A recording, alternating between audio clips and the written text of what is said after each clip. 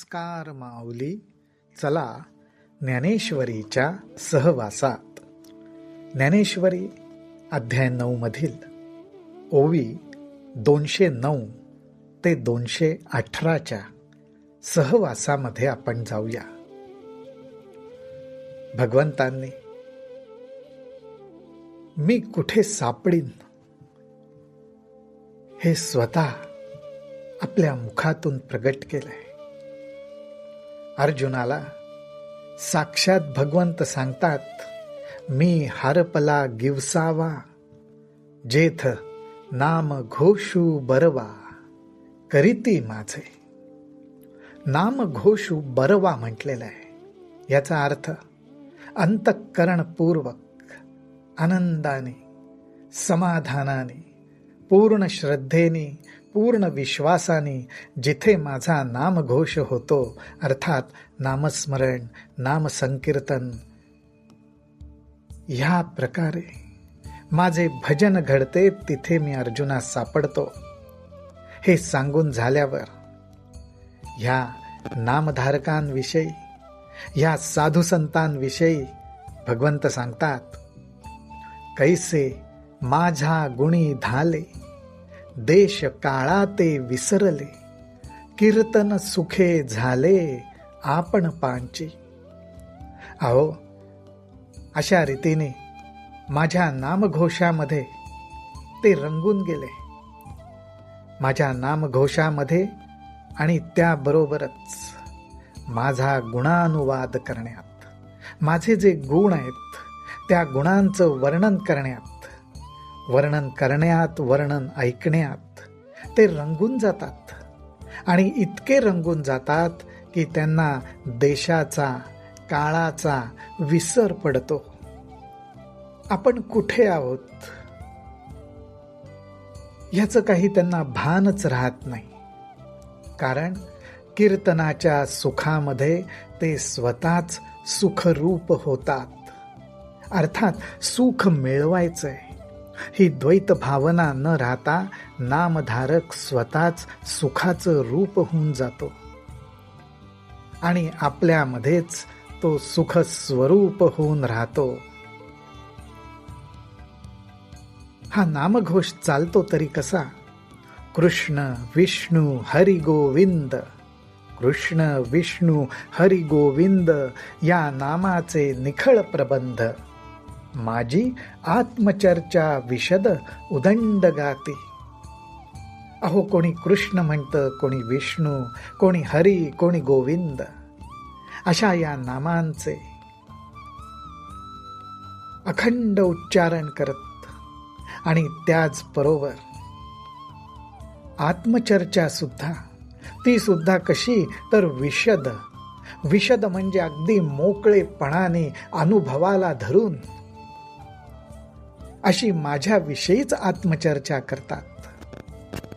माझ्या नामाचे, माझ्या भक्तीचे, माझ्या गुणांचे जिथं वर्णन केलंय त्या ग्रंथांचं सुद्धा मन मोकळेपणाने आस्वाद घेण्याचं काम करतात. आणि अशा प्रकारे माझं नाम, माझा गुणानुवाद आणि आत्मचर्चा, अर्थात सगुण आणि निर्गुण या दोन्ही बद्दल उदंड गाती, मन मोकळेपणाने आनंद लुटतात. हे बहु असो या परी कीर्तित माते अवधारी एक विचरती चराचरी पंडू कुमरा. या माझ्या भक्तांबद्दल किती तुला सांगू, हे बहु असो या परी. परंतु अशाच प्रकारे हे भक्त कीर्तन करतात, नामस्मरण करतात आणि संपूर्ण विश्वामध्ये भ्रमण करतात. एक विचरती चराचरी पंडू कुमरा. भगवंत अर्जुनाला सांगतायत, अशा प्रकारे हे भक्त चराचरी विचरण करतात, अर्थात भ्रमण करतात. मग आणिक ते अर्जुना साविया बहुवा जतना पंच प्राणा मना पाढाऊ घेऊन. ह्या भक्तांमध्ये अजून एक जण आहेत. ते सुद्धा अशाच प्रकारे नामघोष करत असतात. अर्जुना, ते काय करतात? साविया बहुवा जतना. साविया म्हणजे माझ्या सगुण रूपाचं आपल्या अंतःकरणात जतन करतात, स्मरण करतात. ते कसं करतात?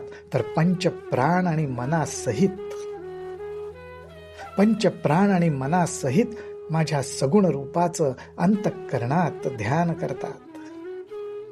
बाहेरी यमनियमांची कांटी लाविली, आतू वज्रासनाची पवळी पन्नासिली, वरी प्राणायामाची मांडिली वाहाती यंत्रे.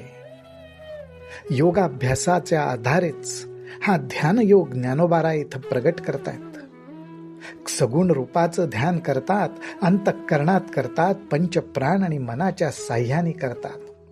पण हे करत असताना बाहेर कुंपण घालतात. कुंपण कशाचं? तर यमनियमांचं, इंद्रिय निग्रह, मनोनिग्रह यांचं कुंपण घालून वज्रासनात बसतात. आणि काय करतात? वरी प्राणायामाची मांडिली वाहाती यंत्रे. ज्ञानोबा या ठिकाणी यंत्र म्हणतात. प्राणायाम म्हणजे अर्थात जो श्वास आत जातोय, बाहेर जातोय, वाहतोय नाकपुड्यांमधनं, ते जणू काही एक यंत्र आहे. त्यावर हा योगी भक्त स्वार होतो. तेथ उलाट शक्तीचे नि उजिवडे, मन पवनाचे नि सुरवाडे, 17 पाणी आडे बळाविले. हा योग मार्गातला आत्मानुभव ज्ञानोबा इथे प्रगट करतात. ते म्हणतात, या ठिकाणी उलाट शक्तीचे नि उजिवडे, ऊर्ध्वमुखी झालेली कुंडलिनी माता उलाट या योग स्थानावर पोचते आणि तिथे ती प्रकाशमान होते. उजिवडे प्रकाशमान होते आणि प्रकाशमान झाल्यावर मन पवनाचे नि सुरवाडे. मन आणि वायू अर्थात प्राणवायू ह्यांच्या साह्याने ही कुंडलिनी शक्ती वर ब्रह्मरंध्राकडे, ब्रह्मस्थानाकडे प्रवेश करते आणि त्या ठिकाणी 17व्या कलेचं अमृत प्राशन करते. असा योगामधला अनुभव ज्ञानोबा इथे प्रकट करतात. तेव्हा प्रत्याहारे ख्याती केली. अशा अमृताचं जेव्हा प्राशन केलं तेव्हा प्रत्याहारे ख्याती केली, विकारांची संपिली बोहली, इंद्रिये बांधोनी आणली हृदयात. हा जेव्हा 17व्या कलेचा अमृत प्राशनाचा अनुभव त्या योगी भक्ताने घेतला, त्याच वेळी प्रत्याहारे ख्याती केली. प्रत्याहार म्हणजे इंद्रियांवर संयम, इंद्रियांचं नियमन, इंद्रियांची विषयांकडे जाणारी धाव आवरून टाकली, खुंटून टाकली. त्यामुळे विकारांचं नावच राहिलं नाही आणि सर्व इंद्रियांना हृदयामध्ये बांधून टाकलं.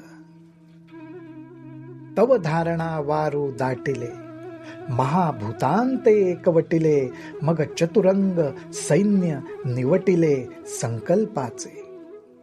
हो, या आत्मानुभवाच्या वेळी काय घडतंय?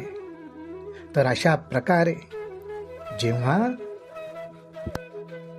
प्रत्याहार अर्थात इंद्रियांचं विषयांकडे जाणं बंद झालं, त्याच वेळी हा भक्त धारणेच्या भूमिकेवरती आरूढ झाला. धारणेच्या भूमिकेवरती आरूढ झाला. विकारांची सोपिली बोहली, विकार संपले, इंद्रिय हृदयामध्ये बांधून टाकलेली आहेत. तव धारणा वारू दाटिले. धारणा वारू म्हटलेलं आहे. धारणेवरती हा भक्त स्वार झाला आणि मग त्याच वेळी पंचमहाभूतांची आटणी झाली. माऊली हो, योगाभ्यासामधला हा मार्ग आहे. त्यामुळे त्या प्रकारचंच वर्णन ज्ञानोबा इथे करतात. धारणेवरती स्वार झाल्यावर पृथ्वी, आप, तेज, वायू आणि आकाश यांची आटणी होत जाते. अर्थात यांच्या साह्याने चालणारं प्रकृतीचं कार्य लय पावायला लागतं. आणि त्याच वेळी मग चतुरंग सैन्य निवटिले संकल्पाचे. आणि अशा वेळी संकल्पाचं चतुरंग सैन्य म्हटलेलं आहे. चतुरंग म्हणण्याचं कारण काय? तर चतुरंग सैन्य म्हणजेच मन, बुद्धी, चित्त आणि अहंकार याद्वारे जे काही संकल्पाचं सैन्य, विचारांचं सैन्य सगळीकडे धावपळ करत असतं, त्यांना निपटून टाकलं. त्यांचे सर्व व्यवहार बंद झाले. आणि असं सगळं झाल्यानंतर तयावरी जैत रे जैत, म्हणोनी ध्यानाचे निशाण वाजत, दिसे तन्मयाचे झळकत एक छत्र. भगवंत म्हणतात आणि मग त्यामुळेच तो भक्त ध्यानाला प्राप्त झाला. आणि अशा रीतीने ध्यानाला प्राप्त झाला, त्याच ठिकाणी त्यांनी जिंकलं रे जिंकलं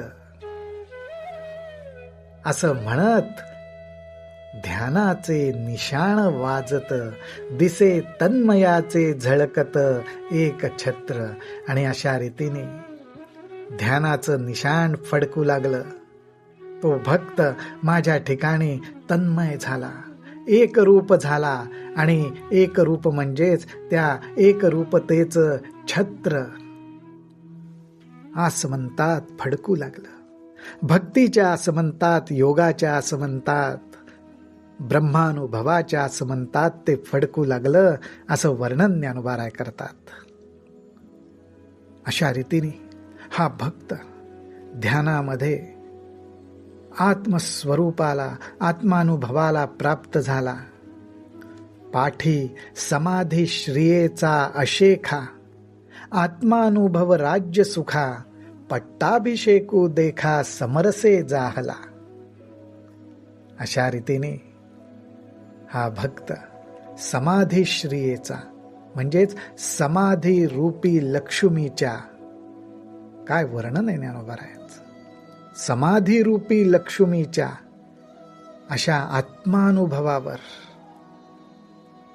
अशा आत्मानुभवावर तो आरूढ झाला, संपूर्णपणे आरूढ झाला. आणि त्यामुळेच त्याला आत्मानुभव राज्य सुखा, आत्मानुभवाचं राज्य सुख प्राप्त झालं. त्या राज्यावर, त्या आसनावर तो आरूढ झाला. आणि त्या ठिकाणी त्याला पट्टाभिषेक अर्थात राज्याभिषेक झाला. हा राज्याभिषेक कशासाठी? तर तो आत्मारामाशी समरस एक रूप झाला. असं हे धारणा, ध्यान, योगाभ्यास, नामघोष, नामसंकीर्तन ह्याद्वारे जी भक्ताला स्थिती प्राप्त होते, त्याचं वर्णन, त्याचा गौरव ज्ञानोबा राय इथं करतात. रामकृष्ण हरी, रामकृष्ण हरी, रामकृष्ण हरी.